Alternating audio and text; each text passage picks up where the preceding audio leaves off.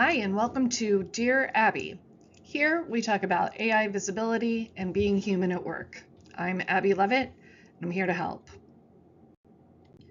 In my work at CTP Advisors, I get a lot of questions about how a PR professional or a marketer, SEO leader should navigate the brand landscape today. And last week, we started answering a question about what to do when you're laid off or you think you're about to be let go.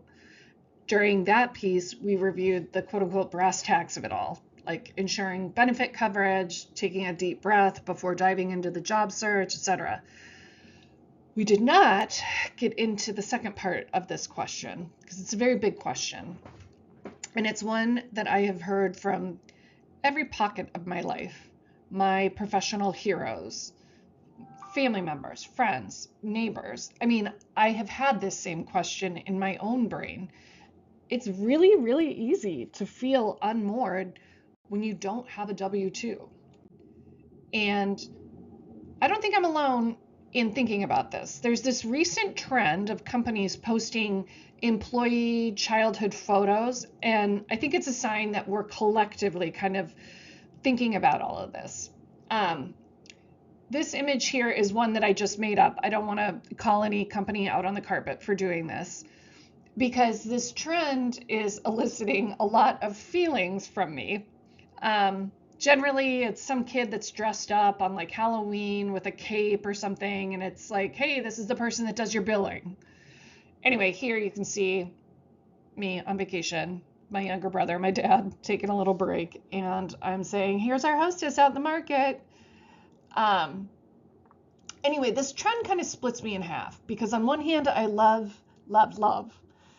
the fact that companies are centering their people and acknowledging that the people on their team are exactly that they're people. And I get it. However awkwardly the attempt is, they're trying to see that this is a person who came into their current professional role having been a smaller person once upon a time. On the other hand, it just hits me like, I don't know, some sort of corporate power play of like, so much for all that dreaming, and now take off that Halloween costume and finish up those invoices or whatever. But I realize that sounds very dark and cynical, but I wanted to start here because I actually think it's apropos for this week's installment. There is a chasm that exists between how we feel about ourselves professionally and personally. And I think that there is something very sort of uncomfortable, shamey. I'm having a hard time finding the words even now, to talk about this identity crisis that sets in when a portion of your identity is lost. So I'm not going to be able to answer massive self-esteem and self-identity questions, but I am going to be able to say, you're not alone. I realize I'm just getting started with the Dear Abby series, but last week's question about layoffs amassed 3 times the traffic that I'm used to. So yeah, we're going to continue to say the quiet parts out loud, and we're going to lean into the stuff that's sticky and icky and tough to talk about. And so we're going to start with something you never heard from me before, which is this episode comes with trigger warnings. We're going to talk about death by suicide. And if you are at risk of self-harm, I want you to step away from your screen. I want you to put your phone or this podcast down. And I want you to call 988, or you can text home to 741-741. Totally free, and you can get help ASAP. Okay, that's critical. Now, if you're still with me and you think that that was being a little dramatic, it's actually not. Meta-analyses suggest that unemployed people have roughly 1.5 to 2 times the risk of suicide compared with employed people. Job loss, unemployment can also just increase the risk for suicidal thoughts and attempts. And that risk is highest when the job loss is fresh. So it's important to say that. And it's also important I want to say this part out loud as well, that directly speaking about suicide or the risk of suicide does not, quote unquote, put the idea in anyone's head. It's a key step in prevention. Okay? If you want more on this, links on the screen. I'll put it in the show notes. Feel free to go to the National Institute of Mental Health. Lots of resources there. The other thing I think it's very important to say is that if you're feeling a little freaked out, it's for a good reason. Job cuts have surpassed 1 million job cuts occurred by November 6th of 2025. Pardon the typo. And that's only happened 4 other times in the last 32 years.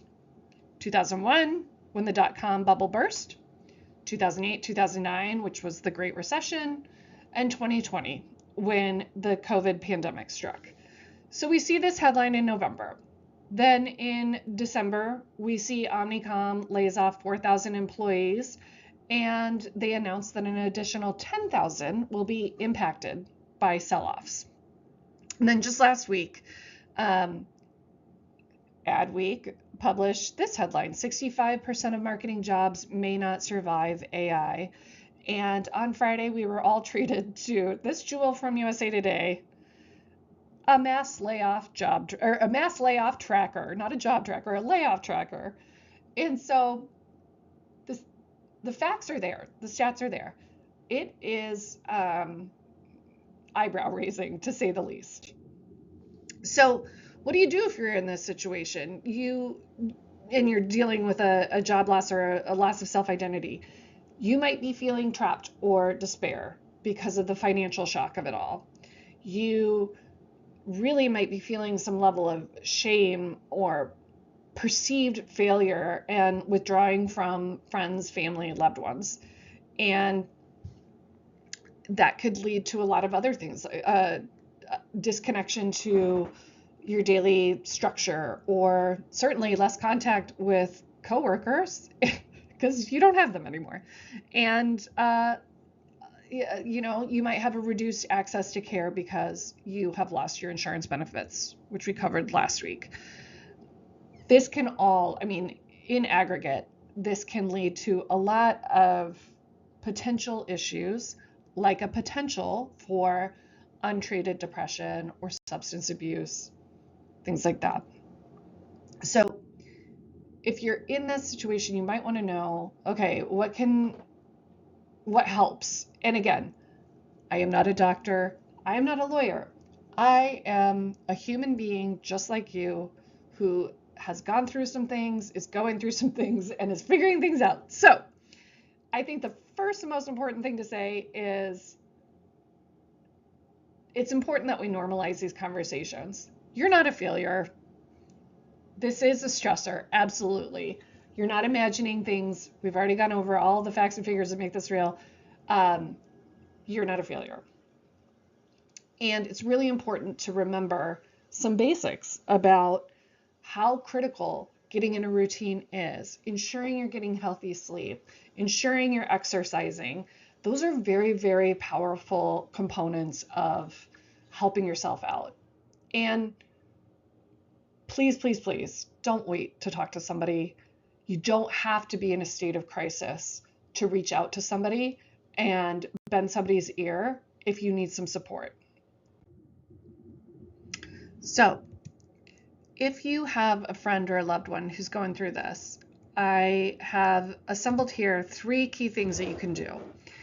Number 1, acknowledge that their loss is a real one and validate what they're feeling. You don't have to fix it. You don't have to problem solve for them. Just be with them and acknowledge, yeah, this is hard. And I would also recommend staying present with them, inviting them to inexpensive or low stakes activities like going for a walk, grabbing a coffee, hitting up a yoga class. You can just keep it real simple. And then when you go to offer support, you can ask permission first. So it feels collaborative, like, hey, would it be helpful if I introduced you to, or would you like another set of eyes on your resume? That's really, really lovely. And while helping them, I think it's really important to protect your own energy. Make sure that you can stay a good and loving, compassionate presence in their life, um, because we don't want anybody to be ghosted when they're feeling low and alone. And this is something I'm hearing a lot from folks in my circles, that they're reaching out to former colleagues or friends and not getting responses. And I think it's important to say that part out loud too. Okay, so onward. So let me say it again. You are not alone. Please reach out. If you're in a tough spot and you need someone, reach out to me, reach out to another friend or a loved one. And I say that with particular emotionality, I suppose, because while I was outlining this episode, my husband actually received news of a childhood friend. And this childhood friend had died by suicide. And obviously, there's so much that goes into this. But the last text that Brian had with his friend was about how hard he was looking for a job and how he wasn't feeling like there was anything out there. And God forbid that's the connection, or, there's never a reason. There's never a reason. I'm fumbling this bit because I just want to say, bottom line, if talking about all of this in the context of a quote unquote professional development podcast helps one person, I'll do it. We talked about this last week. We are not human doings. We are human beings, and we're here to help each other out. So, God bless you, Nate. May you rest in peace and bless your family. That's it for this week. Thank you, guys.